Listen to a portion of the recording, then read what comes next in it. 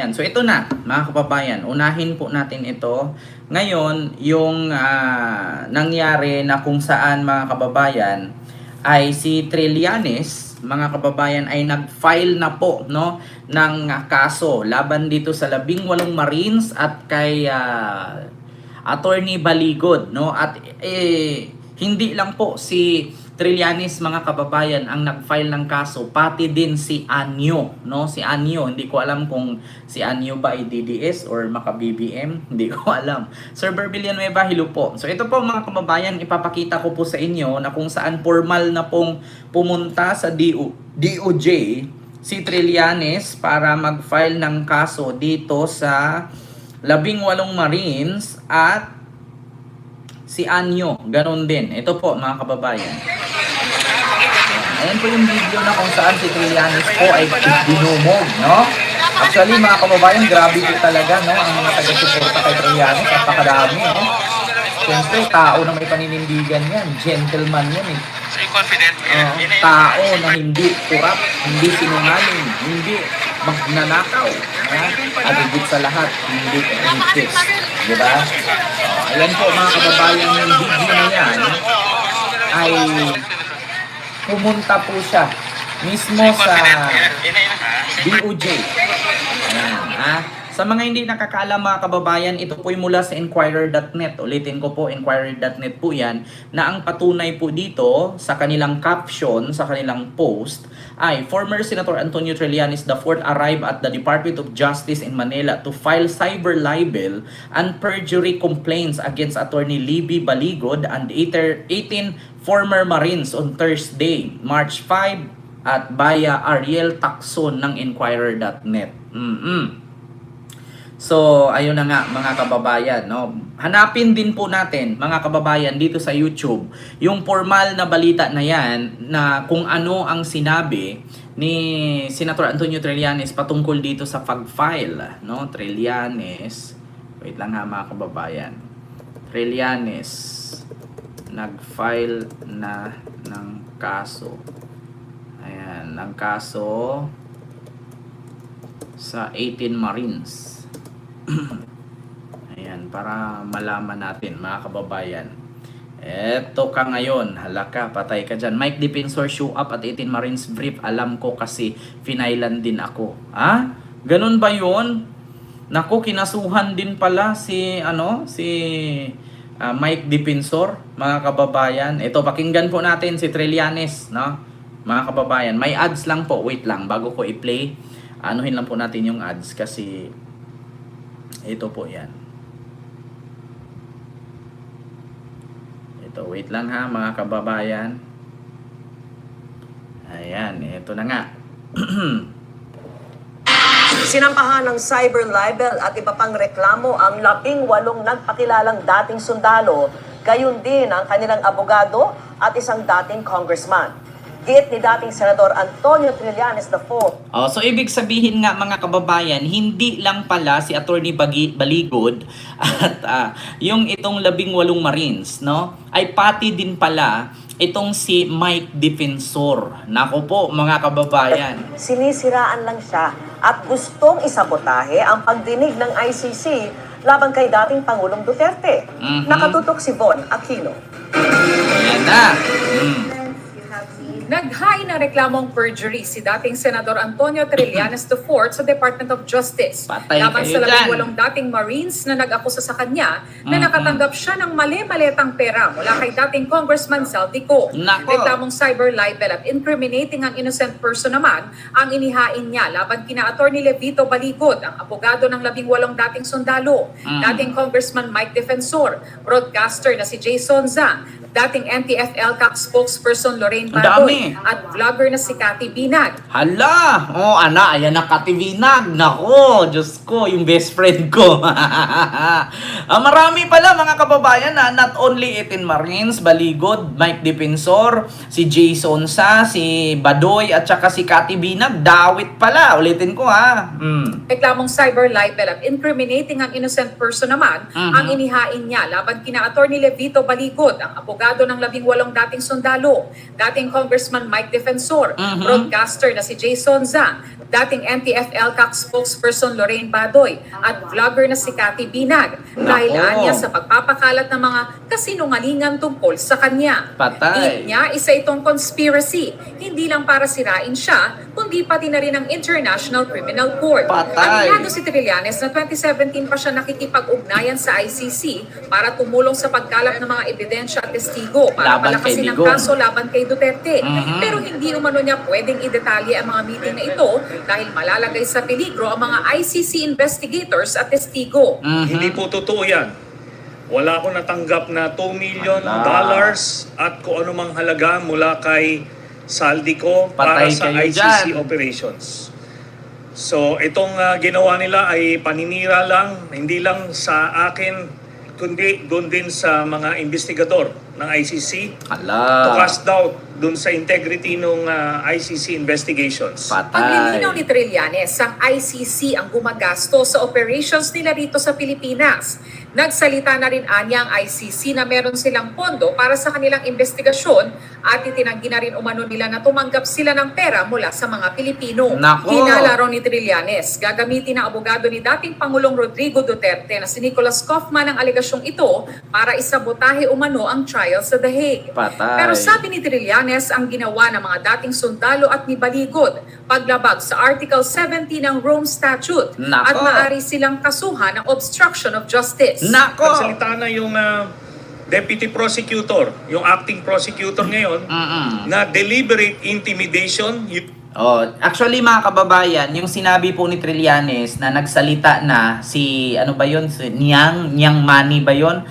Yung acting ICC prosecutor na pumalit kay Karim Khan kasi si Karim Khan kasi under suspension dahil sa kaso din. So mga kababayan, yun pong ICC acting prosecutor ay si Nyan Mani ba yun, ay in-interview po yun ni Maris Umali na mismong sinabi po ni Maris Umali doon na itinanong niya sa ICC prosecutor kung totoo bang binayaran, totoo bang nakatanggap ng $2 million. Ang sabi niya, walang ganon kasi mismo ang ICC ang gumagastos. Merong pondo ang ICC para sa pagpunta ng mga investigador at para sa pag-imbestiga dito sa kaso ni Digong. May pondo sila, hindi nila kailangan ng bayad. Nako, continue. Ginawa nila Levy Baligod. Mm-mm. Tapos yung pag-out nila nung mga identities Mhm. at names ng mga ICC investigators at Oo. ng mga witnesses. Yung mga babaeng Dahil doon ICC, nilagay nila sa Alanganin. peligro Oo. yung mga taong ito. Nang Ala. tanungin si Trillanes kung sino sa tingin niya ang nasa likod ng mga akusasyon laban sa kanya at sa ICC, itinuro niya ang kampo ni dating Pangulong Duterte. Malamang, Diyos ko mga kababayan, sino pa ba? Oo, sino pa ba mga kababayan ang nasa likod niyan na gumawa? Halos lahat mga kababayan na script ni Digong lumabas sa bunganga ng 18 Marines. Yung ang utang daw sa Pilipinas 18 trillion na, tapos kawawa daw yung mga anak sa susunod na henerasyon. Oo, tapos bakit daw pinapayagan ng gobyerno na naawa daw sila sa ganyan mga kababayan, yung mga taktikang ganyan, Digong na Digong yan eh. Script ni Digong yan, hindi magbago. Alam nyo yung script na yan, nung DDS pa ako hanggang ngayon, ganyan pa rin yung script.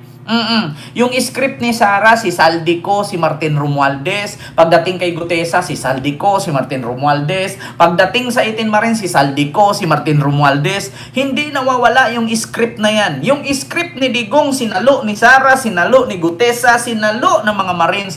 Hanggang sa kay Mike Defensor, pareho lang lahat ng script. Walang nagbago. 3 months lang yan si Bongbong, matanggal din yan. Huwag kayo mag-alala. Papalitan ni Inday yan. Kayo mga military, mga polis, hayaan nyo ba na meron tayong presidenteng bangag noon, bangag ngayon? Maintain yan mga kababayan. Hindi pa naman po siguro tayo ulyanin. Di ba? Hindi pa naman po siguro tayo mga tanga-tanga at nakakalimot mga kababayan na halos lahat ng script na yan ay dugtong-dugtong magkakaisa. Abangan ninyo mga kababayan, may mga script yan na sasabihin bukod kay Gutesa. Sasabihin nila si Gutesa lang may alam dyan. Oo, script na. Lahat ng script niyan mga kababayan, dugtong yan. Yan yung sinabi na ang kaibigan kong kuwago. Basahin nyo yung libro. Mag-base kayo dun sa libro na Ang Kaibigan Kong Kuwago. Continue. May isa rin daw sa 18 dating sundalo ang aamin kung sino ang nasa likod nito. Unang-una, they stand to benefit most dito sa pangyayaring ito. May isa sa 18 na sundalo na aamin kung sino ang nasa likod niyan. Abangan. Abangan. Ito, mga kababayan, ang kinakatakutan ng 18 Marines ngayon na dati 18 sila. Bakit ngayon paunti na sila ng paunti? Ito mga kababayan. Nagtataka kayo na sa press con, kumpleto sila. Nung lumabas kay Jessica Soho, umunti sila. Tapos kanina nag-press con ulit, kumunti na lalo sila. Nung tinanong ng media, nasaan yung iba, natatakot na daw. Sinisecured ang pamilya. Tapos ang sabi, ang media daw binabayaran para siraan at baliktarin sila. Continue Tapos natin. marami nang nakalap na ebidensya, impormasyon na nagtuturo doon sa grupo nila. Basta kinalaunan po, antayin nyo lang, lalabas kung ano talaga ang, kung sino ang nasa likod nito, magkano ang buong proyekto na yan, Ayan na. ano ang kapalit dito sa mga ginawa nila. Ayan na, yung sabi ni Sentry. Magkano ang buong project na yan? Sino ang nasa likod na yan? Mga kababayan, ulitin ko sa inyo. Bigyan ko kayo ng konti.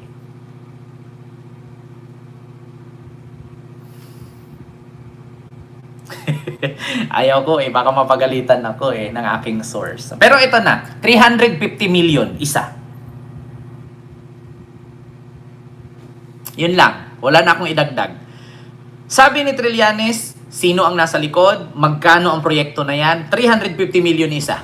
Kung sino ang nasa likod nito, magkano ang buong proyekto na yan, ano ang kapalit dito sa mga ginawa nila, at yun, kung sino ang nag-finance. Kay Madriaga pa nga lang, wag lang siyang mag-witness. 500 million to 1 billion. Name your price. Ito pa kaya na lumabas.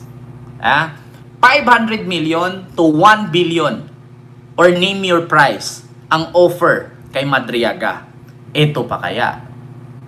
Continue. Pinanindigan ng isa sa mga nagpakilalang dating sundalo na si former Sergeant Dante Orbilio ang pahayag nila laban kay Trillanes. Bilang dating driver daw ni Zaldico, 3 beses sa sanglinggo silang maghatid sa iba't ibang personalidad na mga maleta o paper bag na puno ng pera. 3 beses sa isang linggo maghahatid ng pera or mali-malita na puno ng pera. So, kung ibibase natin, 3 beses sila maghahatid ng pera na mali-maleta sa isang linggo.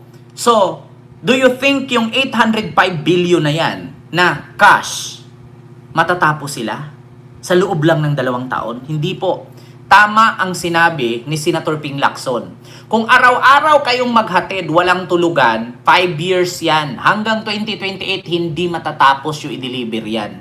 Pero kung 3 beses lang kayo maghahatid sa isang linggo, mga kababayan, kulang-kulang yung 8 years, hindi kayo matatapos maghatid.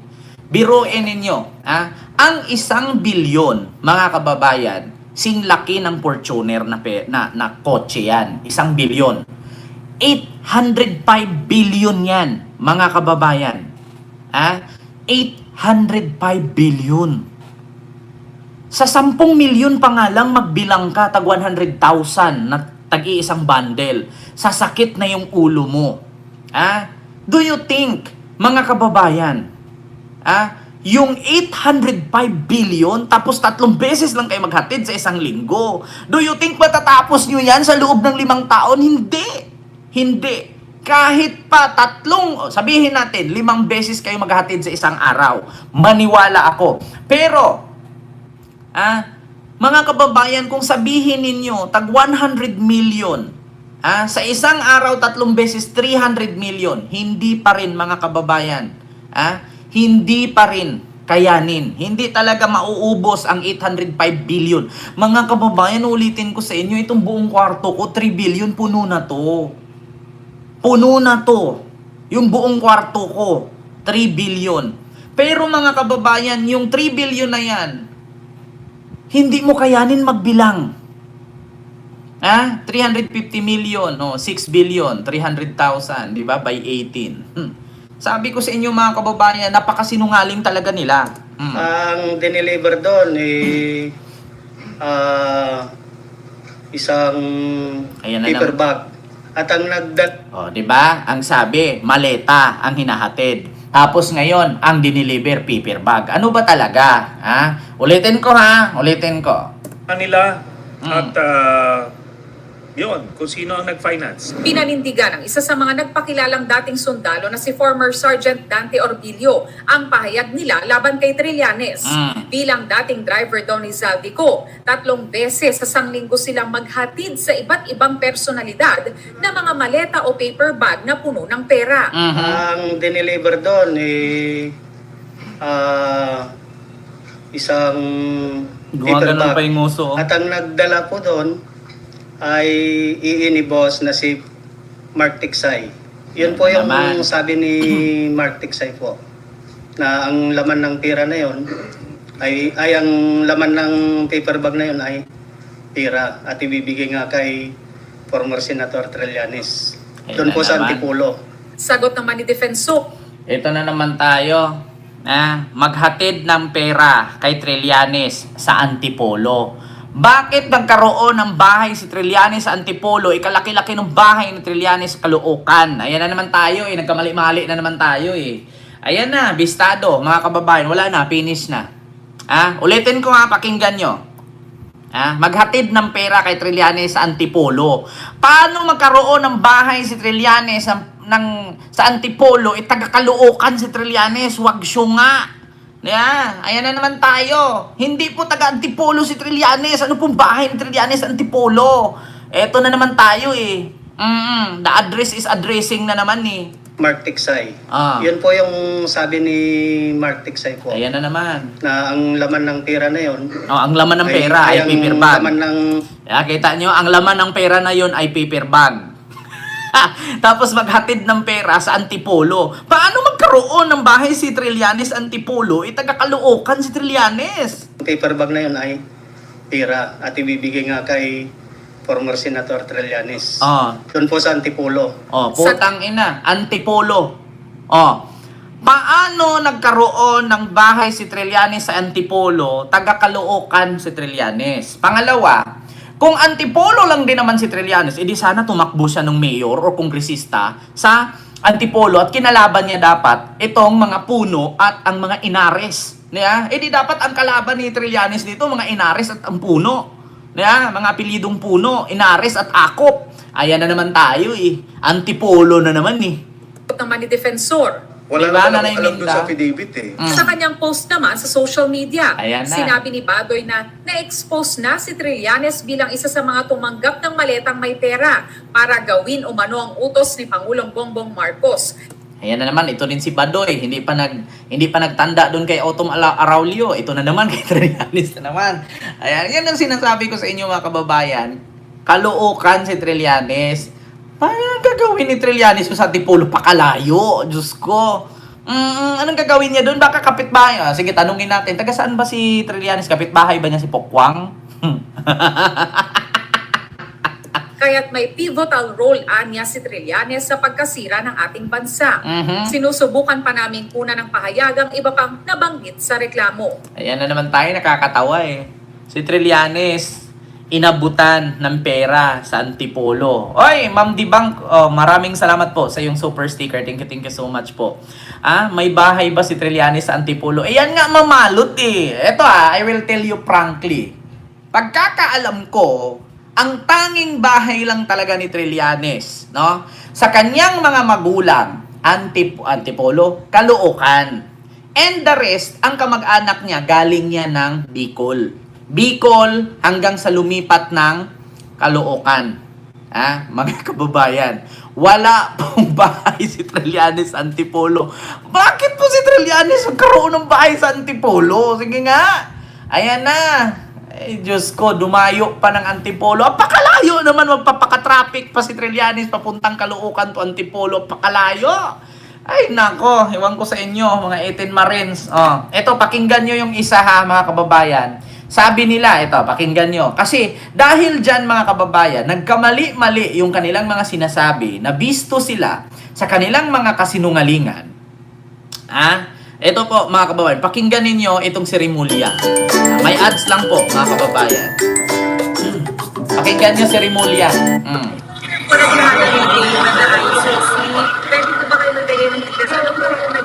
Thank you, John. This is about witness protection. I was SOJ. It was about witness protection. And there are Filipinos who testified or will testify in the ICC. And they have to be kept safe. And they were asking for help. Can we refuse them? We cannot refuse them. Pero sir, yung affidavit po na nagpakilalang paano po natin i-handle? No, we already sent them, Baligo the word to produce the 18 affidavits. Dapat yan, individual affidavits yan. Kasi it covers a span of more than 30 months and more than 30 months na magkakasama sila the whole time to get a statement of that nature, that long, for 30 months, magkakasama sila the whole time. It's not very clear. Diba? So they have to really, it's like a bill of particulars. You have to show me. Biruin mo, yung 18 Marines, magkakasama sila, buong 8 months. Sabi ni Boying, napaka-imposible po nun. Ito pa. Pinuna ni Vice President Sara Duterte ang anyay kawalan ng interes ng administrasyon sa aligasyong suhol kaugnay ng flood control scandal at investigasyon ng Paano ba naman kasi susuportahan ng gobyerno yan? Yung 18 Marines na yan. Dito pa nga lang sa, ito. Let me tell you something, no? Mga kababayan. Ganito yan. Halimbawa ako, si Marcos. Di ba si Marcos gusto niyang makulong yung mga nasa likod ng pagnanakaw? Bakit hindi sila lumapit kay Marcos? At bakit mas inuna pa ni Attorney Baligod ang magyaw-yaw at mag-press-con kaysa mag-file ng kaso? Sige nga, kung ikaw ang administrasyon or kung ikaw si Marcos, susuportahan mo ba na mas inuna pa ni Baligod at ng 18 Marines magyaw-yaw sa media bago mag-file? Sinong susuportan yan? Tapos kung ano yung binitawan nila sa social media at sa presscon, mali na sa sunod nilang presscon. Kasi hindi sila binibriefing ng ayos. Anong idadahilan? Natatakot? Nararatel? Mali-mali? Diba? Hindi. Actually, mga kababayan, kung mag-file ka, ganyan, at kung gusto mong suportahan ka ng gobyerno dahil sa mga testimonya ninyong ganyan, make sure na ang bawat testimony ninyo ay accurate. Diba? Ang bawat testimony ninyo ay tugma, hindi pa iba-iba. Kung kahit sino po ng korte, kahit sino po, mga kababayan na batas, wala talagang susuporta dyan. Una, lumabas kayo sa presscon. Sa presscon kayo maghingi ng tulong. Diba? Kasi kung meron kayong alam, ba't hindi kayo lumapit kay Marcos? Bakit hindi kayo dumiretso sa Ombudsman, dumiretso sa DOJ, dumiretso sa Supreme Court, or sa Sandigan Bayan? Doon dapat kayo unang pumunta bago kayo nag-presscon. Wala mas inuna ninyo yung sisikat ang pangalan ninyo Mas inuna ninyong tapalan itong impeachment at ang hearing ni Digong.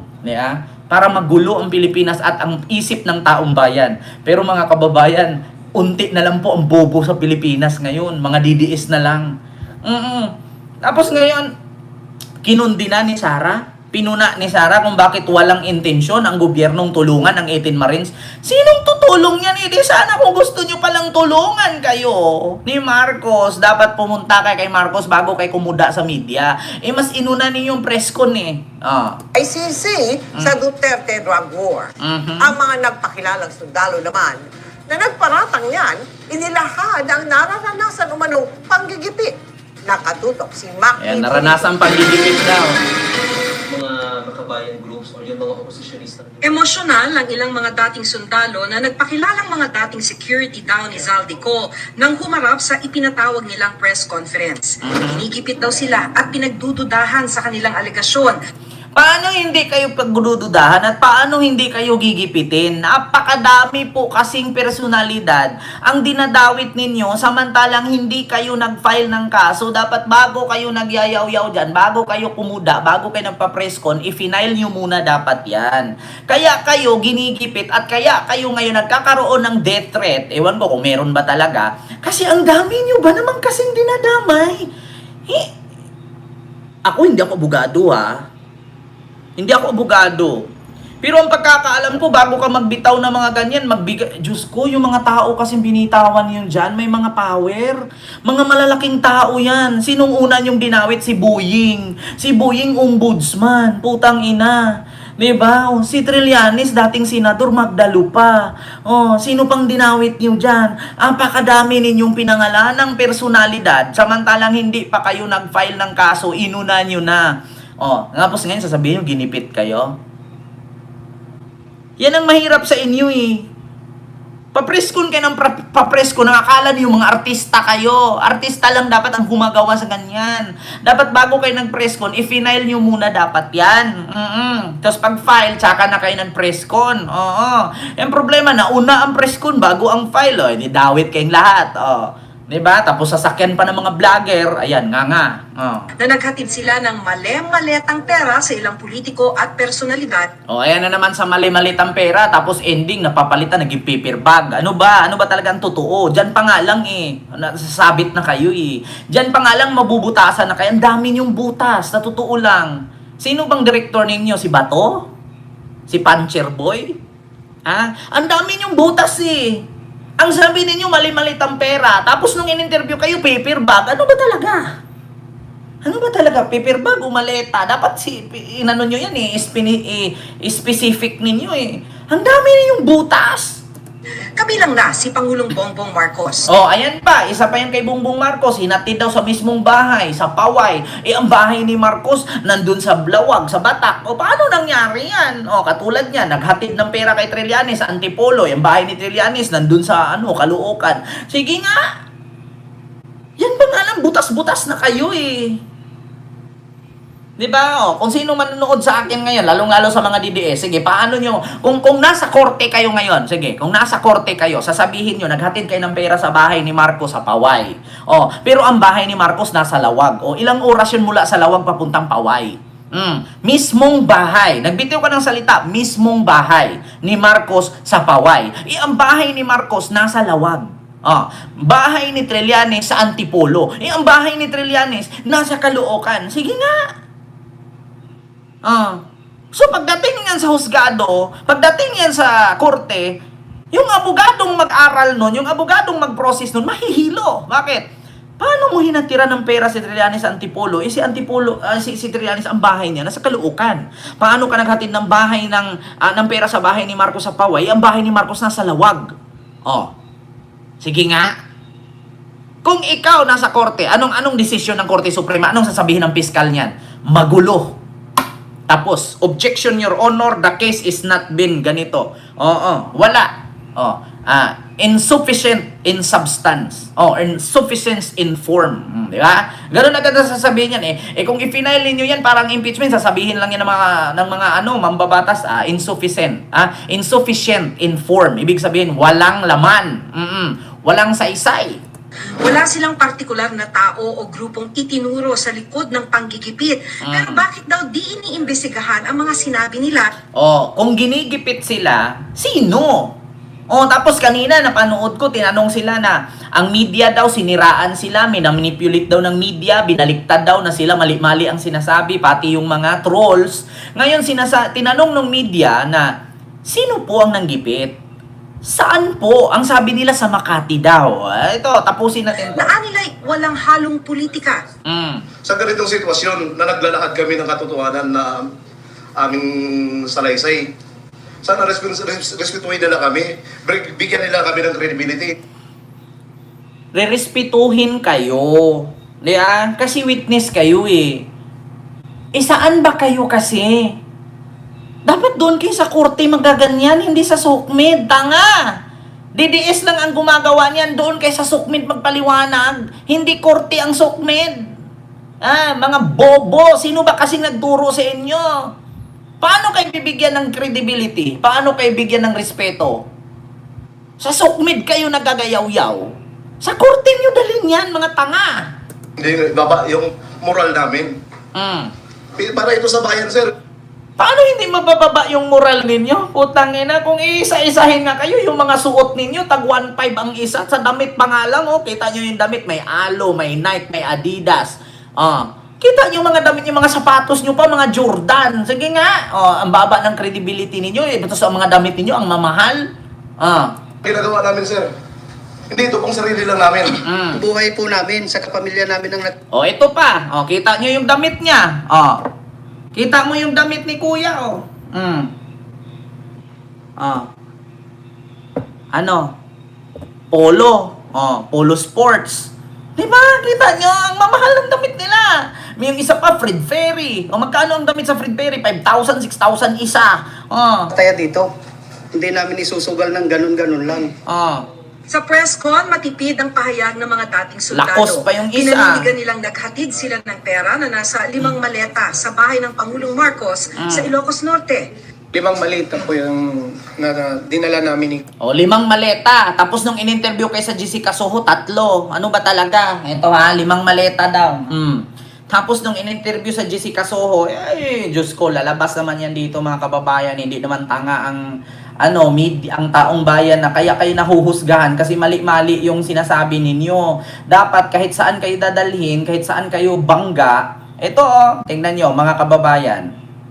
Aruhin ko lang po yung sinabi niyo kanina, for emphasis lang po. Si Trillanes, as far as they are concerned, nakita lang nila sa meetings, tama po. Hindi lamang po yun. Nakita rin nila, nabibigyan siya ng pera, nabibigyan siya ng pera. Tila naging taliwas ito sa nauna nilang pakayag na hindi raw nila nakitang inabutan ng pera si Trillanes. Diba? Nakita nila ang sabi. Pero kanina sa pinakinggan natin, kwininto lang nung assistant ni Saldico na nag-abot ng pera sa Antipolo. Sige nga. Ang sabi, yung 18 Marines ang nag-abot ng pera kay Trillanes. Pero yung kwininto kanina, yung assistant lang ni Saldico ang nag-abot ng pera sa bahay sa Antipolo. Paano nangyaring nakita? Tapos nandun sa Antipolo, ang bahay ni Trillanes sa Caloocan. Tignan ninyo mali-mali yung mga dapat kinuha ninyo ako direktor Ang pangit gumawa ng script ng direktor ninyo. Mali-mali. Ito pa, mga kababayan. Bukod dyan. Ito. Saan yun? Nawala. Ito pa Ay, Diyos ko. Saan na yun, mga kababayan? Wait lang. Jessica So, ito pa. Panasaksihan mo, Bernard. Pag di-deliver din po namin kay BBM sa Ilocos, naghatid po kami ni Kong Saldi doon. Magkano yung dinala niyo? 3 maleta, ma'am. 3. Ayan na naman tayo, Bernard. Si Bernard yun kanina nagsalita. Naghatid ng pera kay Marcos sa Ilocos, 3 maleta. Pero dito, ang sinabi ni Bernard, 5. Ito Ito, mga kababayan, pakinggan ninyo. Naghatid sila ng pera na nasa 5 maleta sa bahay ng Pangulong Marcos sa Ilocos Norte. 5 malita po yung dinala namin ni Kong Saldi doon sa Naghatid sila ng pera na nasa 5 maleta sa bahay ng Pangulong Marcos sa Ilocos Norte. 5 malita po yung dinala namin ni Kong Saldi doon sa 5 maleta. Pero dito, Panasaksihan mo, Bernard. Pag di-deliver din po namin kay BBM sa Ilocos, naghatid po kami ni Kong Saldi doon. Magkano yung dinala niyo? 3 maleta, ma'am. 3 maleta, ma'am. A few moments later. Meron din po kami sa Ilocos, kasama po si Kong Saldi. Ilang maleta po yung nag-deliver sa Forbes at saka sa Ilocos? Yung sa Ilocos po is 5 maleta po. 5 maleta. ngayon, paano kayo respetuhin Saan kami kukuha ng credibility na ibigay sa inyo? Sinong taong bayan nakakampi sa inyo kung ang mga statement ninyo paiba-iba? Iisang tao lang yan nagsalita. Pag-interview sa unang media, 3. Pagsunod sa pangalawang media, 5. Pagsunod sa ibang media, 3 na naman. Ano ba talaga? 'Di ba? Ano ba talaga? Ngayon, iiyak-iyak kayo? Hindi kayo nirespeto? Hindi kayo binigyan ng credibility? Para daw sa taong bayan ang pinaglalaban ninyo? Kung para sa taong bayan ang pinaglalaban ninyo, sinong susuporta sa inyo kung mali-mali ang sinabi ninyo? Sige nga. Yan tayo eh. Ayan, mga kababayan, di na kailangan mag-explain. Di ba? Ma'am Selfa Glory, hello po. Di ba? Maraming salamat po, ma'am. Mali-mali nga. Kaya wala talagang susuporta sa inyo kahit sino po na korte or batas or kung abogado man na susuporta sa inyo, tatanggi. Nakakahiya. Hindi accurate ang mga pinagsasabi ninyo. Ayusin ninyo yung script. Gusto ninyo suportahan kayo ng gobyerno tapos lapit kayo ng lapit sa press con? Sige nga. Kung gusto niyo pala suportahan kayo ng gobyerno, dumiretso kayo sa Malacanang, wag sa press con. Mga utot ninyo. Lose. Katulad dito kay Anyo. Bukod kay Trillanes, si Anyo din. Wait lang, may ads lang ha, mga kababayan. Ay, nako.